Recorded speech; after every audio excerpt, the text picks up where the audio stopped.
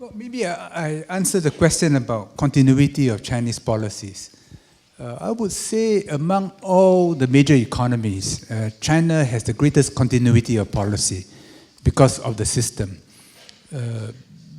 Before they assume positions of leadership, they have gone through many levels and accumulated vast experience from county to province, in different ministries, enterprises, before they rise to the top. So by the time they're at the top, they know China, they know different sectors, they know many things. It's very different from, say, democratic systems, where you can mobilize support, media supports you.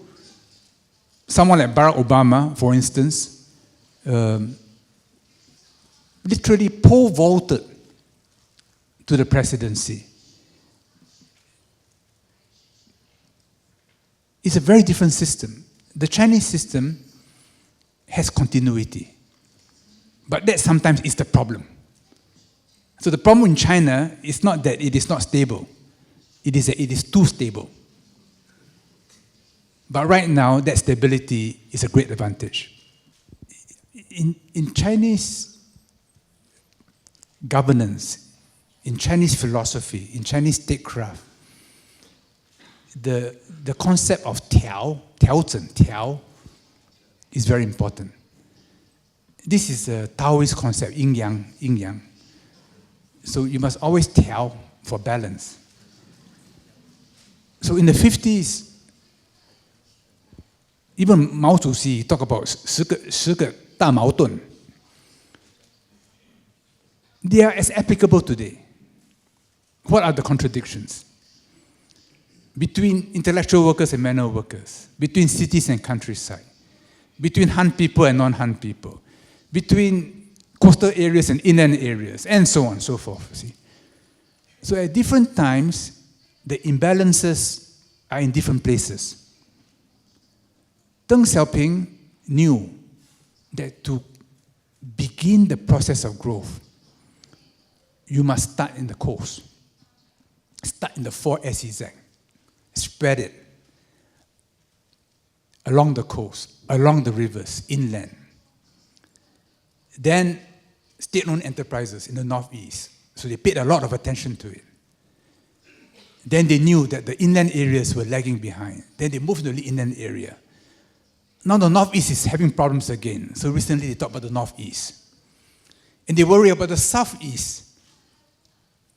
So now with the new bridge from Xianggang to Zhuhai and Aumen, they want to pull the growth all the way to Zhangjiang Bandao, to Hainan, all the way to Yunnan. So in China, the idea of tiao is very important. There are always imbalances.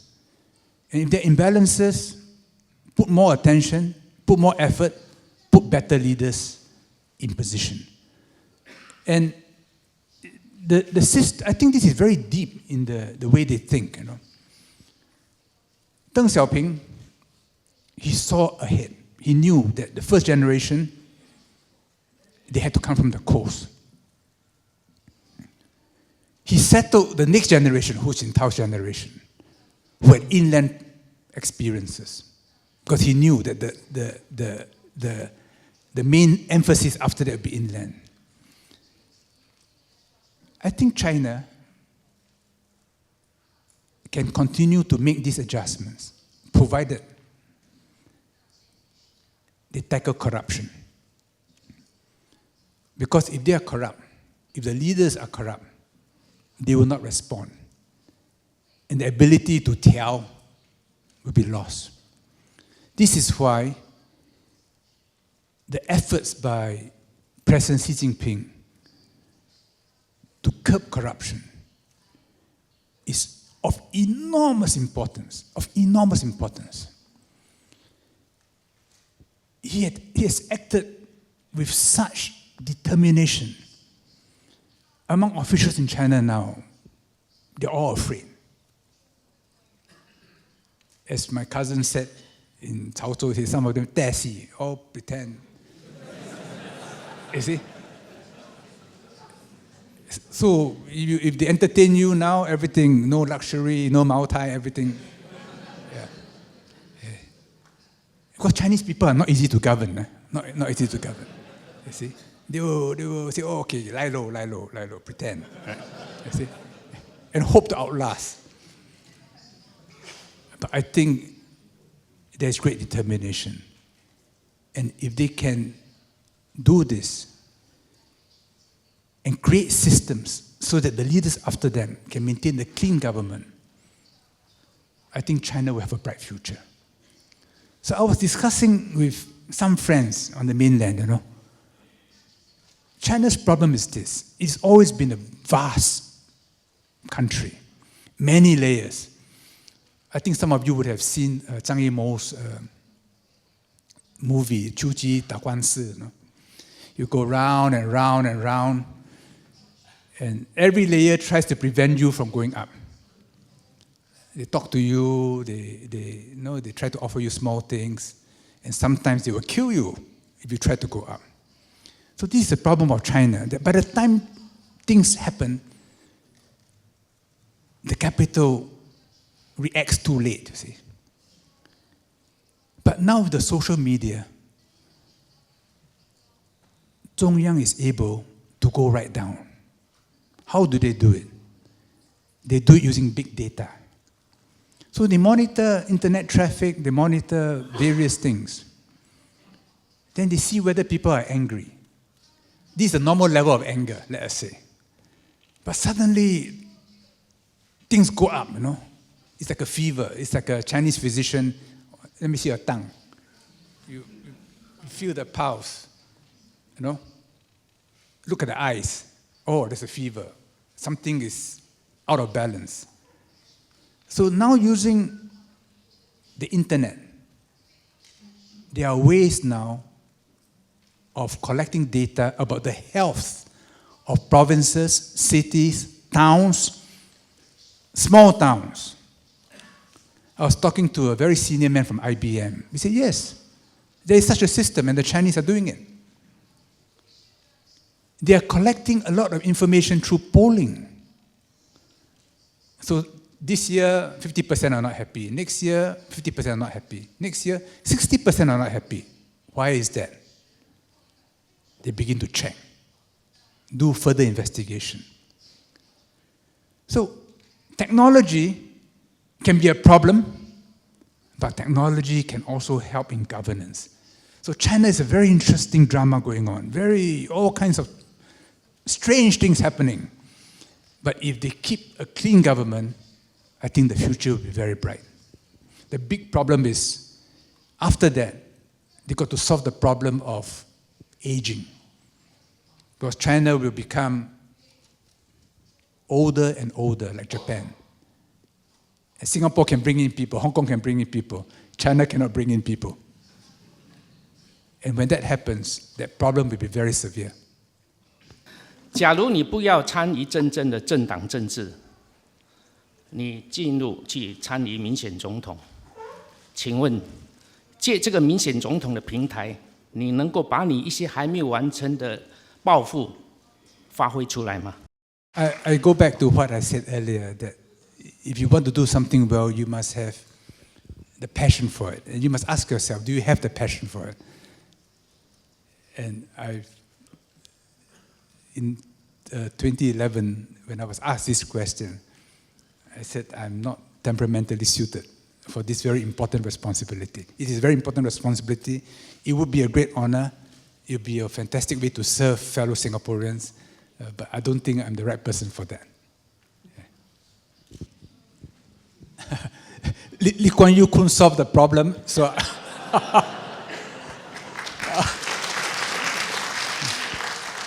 No, but just 3 days ago, Pope Francis gave a talk where he said the most important thing is the family. He said, don't buy all these things about individualism, self-indulgence. There are a lot of people now, economists, talking about unbundling. you treat a human being as a commodity, as a factor input, as things. He said, the people who talk like this know nothing. He said, in the end, it's a family. How you raise a young. Therefore, you think ahead, because you worry for the future. We have become probably more selfish. So we say, no, we are living our own lives. Our children will lead their own lives. So why should I spend my time looking after them? They may not be grateful. They may not look after me. I might as well keep the money for myself, travel more, enjoy more. And please don't have too many grandchildren because I'm not going to look after them. If this is the basic attitude, no government can solve the problem. So the basic problem is not government, but ourselves and our values. And I thought the message by Pope Francis just 3 days ago, I think I'm going to put it in my Facebook. It's a very touching one because it goes to the heart of what it means to be a human being. That if you don't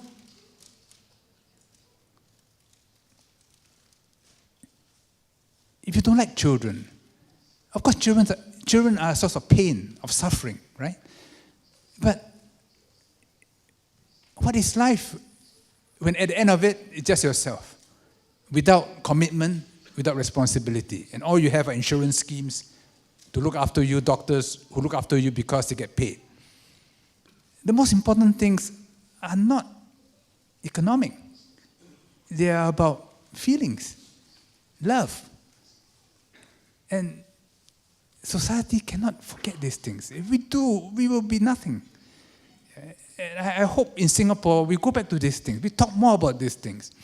Teach these things in schools, in kindergarten. How to be a person. First, teach a person how to be a person. Teach a child how to tolerate. That's the first most important thing. After that, mathematics, science, whatever. Knowledge you can learn. But how to be a human being, that's the most important. We're all different, you know. Some of us are smarter, some of us are stronger, some of us are better in sports. We can't all be giants, you know. We can't all be geniuses, Nobel Prize winners.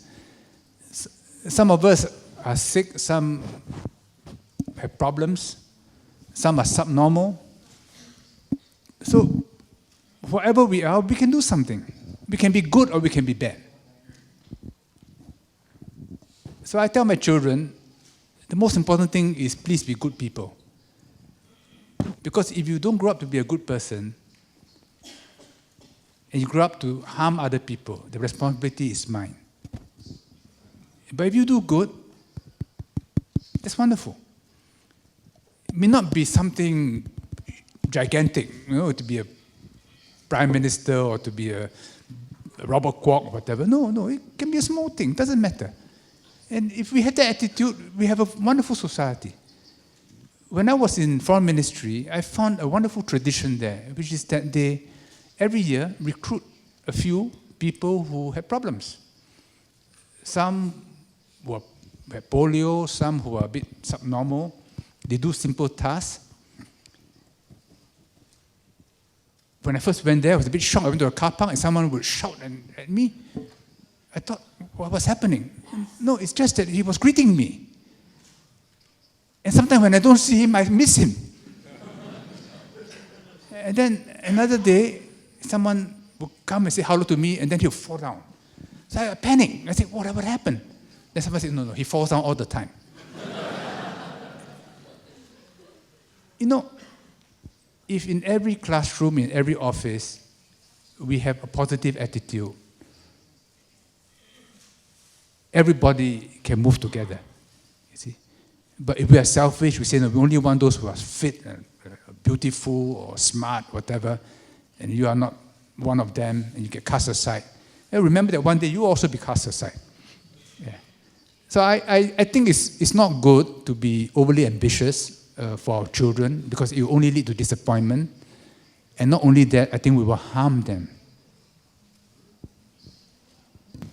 Mr. Yeo, I think the topic today, 在商不仅言商, is something like a parenting seminar. And you mentioned that in your speech, the third point, you mentioned about giving our children space to grow.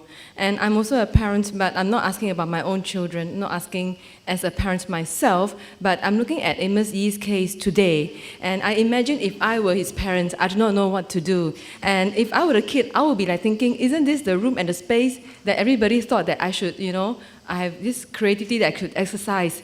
What kind of message we're sending the kids, and what is this case sending? What kind of message is this case sending to the society? Thank you.